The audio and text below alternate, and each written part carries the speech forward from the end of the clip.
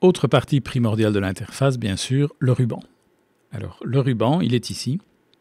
Et donc, vous avez toute une série de rubans qui sont là et qui vont donc reprendre des grands thèmes. Donc, vous avez dans architecture toutes les commandes qui concernent les commandes pour architecte, structure, tout ce qui concerne ingénieur stabilité, ainsi que acier, les systèmes pour tout ce qui est ingénieur système HVAC. Et puis, suivant les thèmes, donc vous allez avoir un ruban, par exemple, pour insérer des éléments. Donc, par exemple, pour lier un autre fichier Revit dans le fichier actuel, pour lier un IFC, lier une CAO, lier une topographie, etc. D'accord ? On verra une partie de ces commandes-ci dans la suite de la formation. À noter, donc si je reprends architecture, vous voyez que là, on parle réellement. Donc, vous voyez que ça vous permet de voir qu'on n'est vraiment pas dans un logiciel de dessin. On modélise obligatoirement, puisque la création d'objets, c'est quoi ? Je vais créer des murs, des portes, des fenêtres, des poteaux, des toits, des plafonds, des sols, etc. Donc, on est vraiment dans des objets paramétriques d'architecte. De la même manière qu'en système, je suis dans des objets paramétriques pour ingénieur système. Eh bien, à noter, ça va être quelque part l'AutoCAD de Revit. Donc, c'est ce ruban-là que j'utiliserai pour venir faire toutes les annotations dans une vue, que ce soit des cotations, des étiquettes de niveau, des codes d'élévation, des lignes de détail, des nuages de révision, etc. Donc, tout ceci, ce sont des objets annotatifs qui viendront habiller des vues. Dans Analyser, j'aurai toutes les commandes d'analyse de mon projet. On verra, pour ainsi dire, très peu de choses ici. Principalement une nouvelle commande qui est apparue dans le Revit 2020 qui est ici et qui est très très très performante, très utile pour des architectes. Volume et site, tout ce qui concerne les volumes in situ. Donc vous vous rappelez, je vous avais montré au départ qu'on pouvait créer au départ un volume conceptuel. Voilà par exemple ce genre d'objet-là. Eh bien on pourra créer très facilement ici, directement dans le projet, un volume conceptuel sur lequel on viendra ensuite déposer des murs ou des toitures. Je vais avoir également la possibilité de gérer ici tout ce qui concerne les topographies et le site 3D. La collaboration, c'est ce qui va permettre de gérer tout l'aspect collaboratif de Revit. Donc dès que je suis dans un projet partagé, eh bien, je vais activer la collaboration avec ce bouton-ci et j'aurai à ce moment-là la possibilité de travailler à plusieurs sur un fichier avec forcément du coup des commandes qui prendront tout leur sens au niveau du travail collaboratif. Dans le ruban Vue, c'est ici que je vais gérer les gabarits de vue, je vais gérer la visibilité de chaque vue et je vais également avoir ici la possibilité de créer toutes les nouvelles vues possibles. Donc des coupes, des repères, des élévations, des vues en plan, des vues de dessin, etc. Tout ça, on verra en détail, bien évidemment, dans la suite de la formation. On a également ici la possibilité de basculer entre les fenêtres et de fermer les fenêtres inactives. Alors ça, j'aurais peut-être pu vous le montrer dans la barre d'outils d'accès rapide. En fait, c'est ici.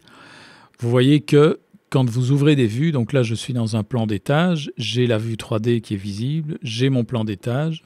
Donc si j'active par exemple également le niveau 2, vous voyez que vous avez ici toutes vos vues qui restent ouvertes et qui sont accessibles directement par leur titre ici. D'accord ?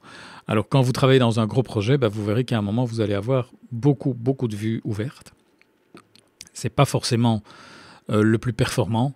D'accord ? Donc, à tout moment, quand vous avez énormément de vues ouvertes, vous pouvez venir ici, soit voir ici la liste de toutes vos vues, d'accord ? Qui est en fait la même chose qu'ici. Il y a juste qu'ici, vous avez un renseignement supplémentaire qui est le projet. Ça, c'est assez utile et il manque quelque chose dans la présentation des vues ici. C'est que si j'ouvre un nouveau projet qui contient également un niveau 1, j'aurai deux onglets ici qui s'appelleront niveau 1. Donc, je n'ai pas l'information sur le projet qui est concerné par ce niveau 1. Tandis que quand je viens ici, là, je vois effectivement le nom du projet. Ils auraient dû prévoir ça de manière à ce qu'on puisse, par exemple, avoir soit le nom du projet devant, comme ceci en fait, ou alors éventuellement attribuer des couleurs, par exemple, au niveau de ces onglets. Mais bon, ça, malheureusement, ça sera peut-être pour une version ultérieure. Mais donc, quand vous avez beaucoup de vues ouvertes comme ceci, venez de temps en temps cliquer sur « Fermer les vues inactives ». Et à ce moment-là, vous voyez qu'il ferme toutes les vues, sauf la vue active de chaque projet. Donc, si vous avez 3 projets en cours, ouverts simultanément, dans la même session Revit, vous aurez trois vues qui resteront ouvertes ici. Voilà, et donc en fait ça, cette possibilité-là, c'est la même chose que celle-ci, ici. D'accord. Et alors, vous avez également la possibilité de placer les vues en onglet ou en mosaïque. Donc ça, si j'ai deux vues ouvertes, par exemple dans mon projet ici, niveau 1, niveau 2, je peux les mettre en mosaïque. Et à ce moment-là, je peux avoir le niveau 2 et le niveau 1 côte à côte. D'accord. Ou en onglet. Et je les ramène comme ceci.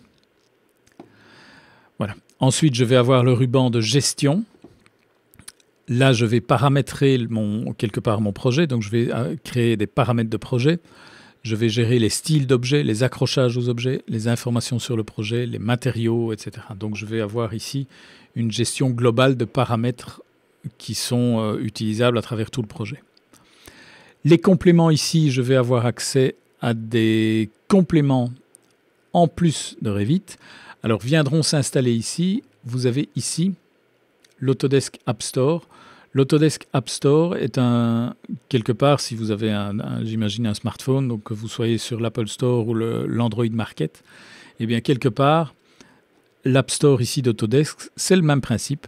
Vous avez ici une liste phénoménale de commandes et de plugins réalisés sur Revit. Donc si je vais par exemple en conception architecturale, voilà, je vais avoir, vous voyez, j'ai 17 pages ici d'outils qui vont me permettre de réaliser d'ajouter des plugins avec des tas de commandes dans tous les sens, quelle que soit la catégorie. Alors vous en avez énormément et quand vous allez les installer, eh bien, alors certains sont gratuits, vous voyez, d'autres sont payants. Eh bien, quand vous les installez, soit ce sont des plugins vraiment importants et à la limite, ils vont même créer un ruban supplémentaire disponible directement ici, ou alors ce sera par exemple un bouton qui vient s'ajouter dans les compléments. Voilà, et puis vous avez le dernier ruban qui est le ruban modifié qui va vous donner accès à toutes les commandes d'édition d'objets. Donc par exemple tout ce qui est alignement, déplacement, offset, symétrie, etc. D'accord ? Alors ces rubans, vous allez voir qu'ils agissent et qu'ils se transforment de manière interactive suivant ce que vous faites à l'écran. Par exemple, vous allez... Oui, alors d'abord une première chose, c'est que vous voyez que vous avez à certaines commandes un titre avec une petite flèche. Quand vous cliquez ici, si c'est une petite flèche vers le bas, vous avez deux commandes possibles. D'accord ? Si je viens dans modifier par exemple, ou dans, attendez, je ne sais pas où je vais en trouver une. Voilà, dans vue par exemple, j'ai graphisme ici. Et quand je clique ici, j'ai des options d'affichage de graphisme qui apparaissent. Okay ? Ces options d'affichage de graphisme, donc, ce sont des raccourcis vers des menus, ceci, qui me donnent par exemple ici ces options de graphisme qui sont également accessibles ici. C'est la même chose. D'accord ? Donc on verra qu'on aura plusieurs possibilités pour accéder à certains menus. Mais donc dans les rubans, vous avez également, du coup, comme je vous montre ici, voilà, par exemple, modéliser le site. Et bien quand vous allez cliquer sur la petite flèche ici, vous aurez accès aux paramètres du site. D'accord ? Voilà, donc ça c'est pour les rubans. Et donc comme je disais, je vais avoir ces rubans qui se comportent de manière interactive. Donc par exemple, si je rentre dans une création de mur, eh bien vous voyez que vous avez un ruban vert qui apparaît, qui est modifier, placer mur. Et vous avez à ce moment-là, ici, toutes les commandes qui vont vous permettre de créer ou de modifier un mur. Donc quelque part, il va faire une collecte de toutes les commandes disponibles dans tous les rubans et il va recréer un nouveau ruban qui va vous permettre de placer un mur. Donc dès que je vais faire Escape, j'annule la commande, je retrouve ceci. Mais donc si par exemple je sélectionne le symbole de l'élévation ici, eh bien vous voyez que vous avez un ruban qui apparaît, modifier élévation, et celui-ci va vous permettre de faire toutes les manipulations sur cette élévation. Voilà une des raisons pour lesquelles moi je n'utilise pas beaucoup de raccourcis clavier, parce que ces rubans sont tellement performants que je ne vois pas tellement l'intérêt d'avoir des raccourcis clavier. Donc vous voyez, si par exemple je crée un mur, si je sélectionne le mur, eh bien j'ai un ruban qui apparaît qui va me permettre de modifier ce mur, tant dans son déplacement, sa copie, etc., que dans son profil ou dans son ajustement vertical. Voilà. Et donc, au fur et à mesure que vous allez ajouter des plugins importants, vous allez avoir des rubans qui vont s'ajouter ici avec toutes les commandes disponibles pour ce plugin.